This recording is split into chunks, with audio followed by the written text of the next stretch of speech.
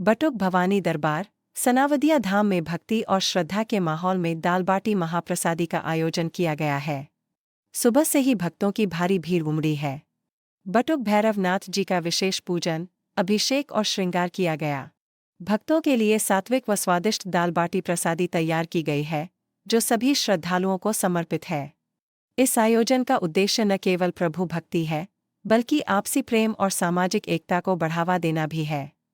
सभी श्रद्धालुओं से अनुरोध है कि इस पावन प्रसादी में सहभागी बने और प्रभु चरणों में अपनी भक्ति अर्पित करें।